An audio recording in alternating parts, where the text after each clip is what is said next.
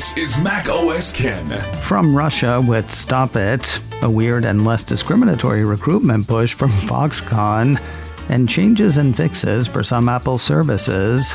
It is Tuesday, the 19th of November, 2024. I'm Ken Ray, and this is news from macOS Ken, brought to you by yours truly and sponsored by Turtle Beach. Level up your game and get 10% off at Turtle Beach with code macOSKen at turtlebeach.com/macOSKen. This show is also supported by people like you, patrons through Patreon. Find out more in that and your support at patreon.com/macOSKen. Two Baltic Sea communications cables have been knocked offline, read a headline Monday from Engadget. The piece says at least one was physically cut following U.S. warnings of an increased risk of Russian sabotage. Of course, suspicion is not proof, a point Finland and Germany were quick to make on Monday. One of the two cables affected routes communications between those two countries. The foreign ministers of both released a joint statement yesterday. Engadget quotes part of that saying, "We are deeply concerned about the severed undersea cable connecting Finland and Germany in the Baltic Sea. The fact that such an incident immediately raises suspicions of intentional damage speaks volumes about the volatility of our times. A thorough investigation is underway. Our European security is not only under threat from Russia's war of aggression against Ukraine, but also from hybrid warfare by malicious actors. Safeguarding our shared critical infrastructure is vital to our security and the resilience of our societies." Why do this story here? Because I couldn't decide where in the show to put a story about Apple pulling a Radio Free Europe app from the App Store in Russia. While some may see Apple as a defender of liberty, that kind of depends on how liberty plays in the country in which they're working. Apple often takes heat from journalists, citizens, and U.S. politicians from both sides of the aisle for pulling apps from the App Store in countries that are more restrictive, let's say. While a piece from 9 to 5 Mac says Apple was quick to exit Russia as a retailer and mobile payments provider following Russia's invasion of Ukraine, it still has an App Store in Russia and still has to abide by Russian mandate. So last week, when Russia's media regulator said jump, guess what Apple said? According to a piece on Wikipedia, Radio Free Europe, Radio Liberty, or RFERL, is an American government-funded international media organization that broadcasts and reports news, information, and analyses to Eastern Europe, Central Asia, the Caucasus, and the Middle East. The post says RFERL programming is presented in 27 languages and 23 countries, but it is down at least one app store. In a post last Friday, the organization said it had been notified by Apple that the RFERL Russian service app had been removed from the App Store in Russia. The organization says Russian authorities notified Apple that the Russian service app contains materials from an organization whose activities in Russia have been declared undesirable. Foxconn no longer cares about the marital status of women workers in India. Well, it's no longer asking about it anyway. A piece from Apple Insider says Apple's manufacturing partner will no longer mention marital status in its recruitment ads. A piece from 9 to 5 Mac says Reuters found discriminatory job ads for iPhone workers in India, with recruitment leaflets stating that women applying for positions with Foxconn must be unmarried and aged 18 to 32. Now, no more mention of marital status. Additionally, no more mention of age or gender. And come to think of it, no more mention of Foxconn. Apple Insider has the same Reuters piece indicating that Foxconn has ordered its recruitment agencies to cease discrimination and keep their name out of it. According to Apple Insider, Foxconn is also said to have now mandated that the job ads do not include its own company name It's claimed that the instruction to remove the name Foxconn from ads was issued in late June 2024, and agents were told their contracts could be canceled if they broke this new rule. According to Reuters, at a meeting in late June, Foxconn HR executives cited media coverage of the company's hiring practices and warned them not to use Foxconn's name in any ads going forward, and told them their contracts would be terminated if they did. If you're thinking about an M4 Mac but need to run a virtual machine earlier than Ventura, maybe think about an M3 Mac. A piece from Mac Rumors says M4-based Macs are reportedly unable to run virtual machines of older macOS versions prior to macOS Ventura 13.4, according to user reports and developer findings.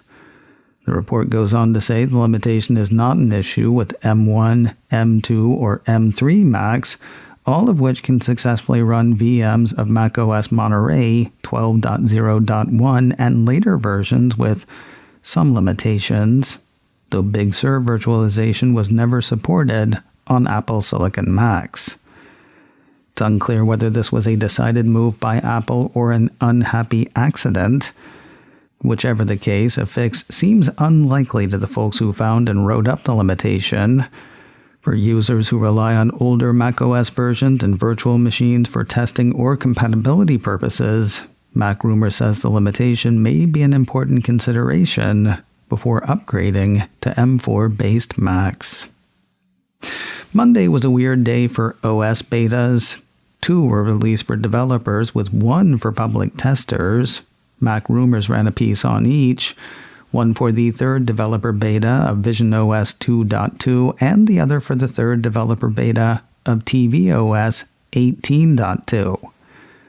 Funny thing about that one, it morphed into the public beta Apple made available.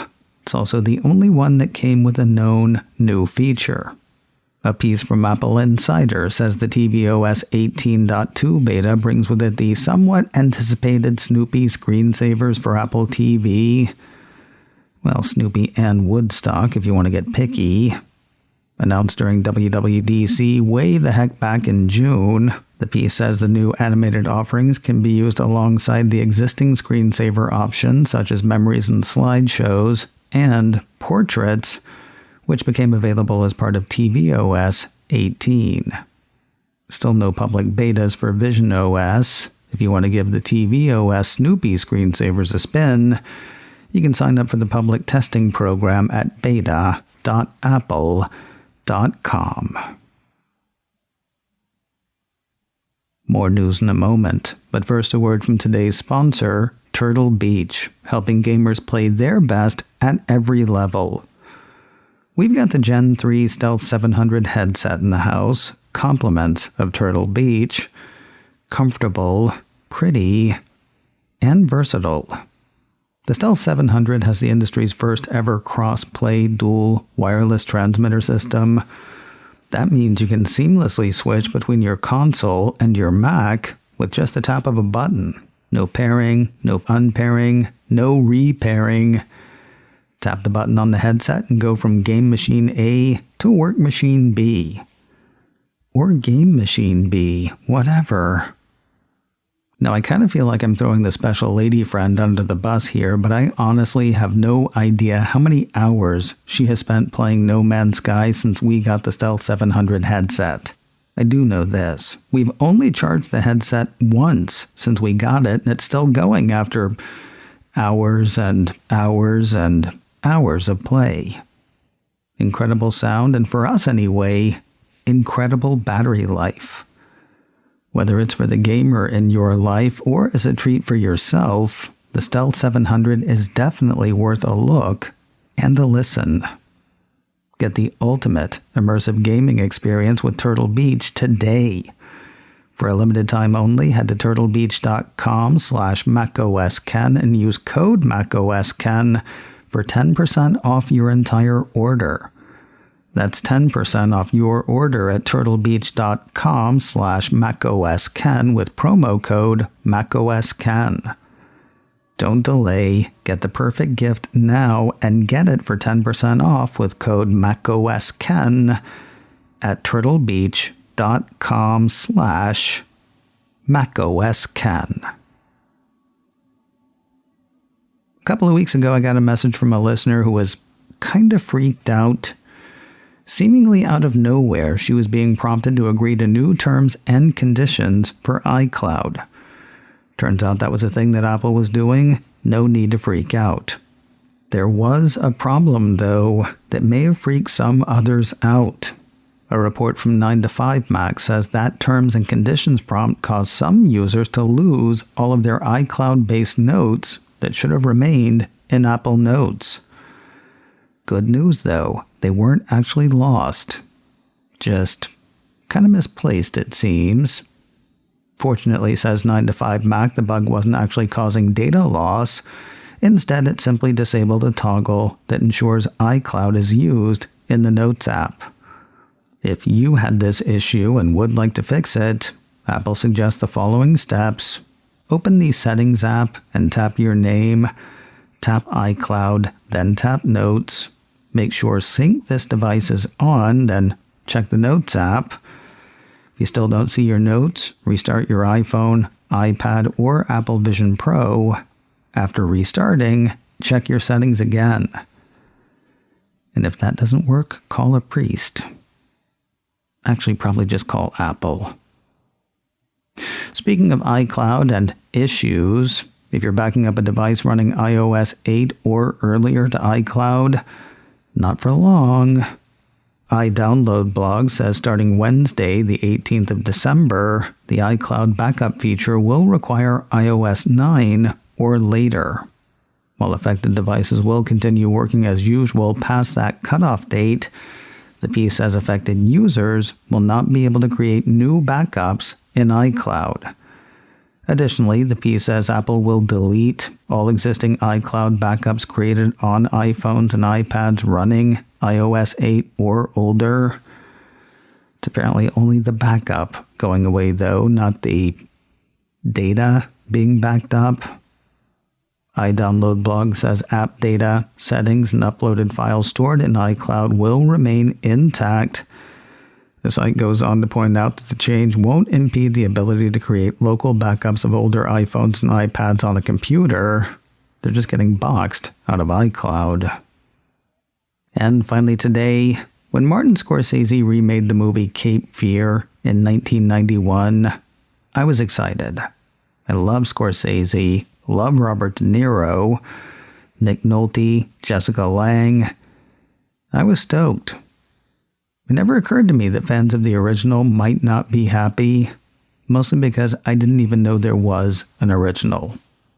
So I felt my bones go brittle on Monday when Apple TV Plus issued a press release announcing a series order for Cape Fear. How dare they remake this remake? According to the description, in Cape Fear, a storm is coming for happily married attorneys Amanda and Steve Bowden when Max Cady, a notorious killer from their past, gets out of prison. The 10-episode series is a tense, Hitchcockian thriller and an examination of America's obsession with true crime in the 21st century. Cockian. Javier Bardem will play Cady, the bad guy played by De Niro in the 1991 film and by Robert Mitchum in the 1962 original. It'll be written and showrun by Nick Antosca with, hang on to your hats, Steven Spielberg and Martin Scorsese serving as executive producers. Scorsese used a lot of actors from the original for small parts in his remake. I really want to see cameos from De Niro, Nolte, Lange, and Juliette Lewis in the series. And Ileana Douglas. Somebody get Marty's people on the phone for me. macOS Ken, brought to you by me and sponsored by Turtle Beach. Level up your game and get 10% off with code macOSKen at turtlebeach.com/macOSKen. This show is also supported by people like you, patrons through Patreon. Find out more and add your support at patreon.com/macOSKen. Advertising handled by Backbeat Media. Online at backbeatmedia.com. You can reach me a couple of ways. Info at macosken.com or call 716-780-4080. Until next time, that is news from macOS Ken. I'm Ken Ray.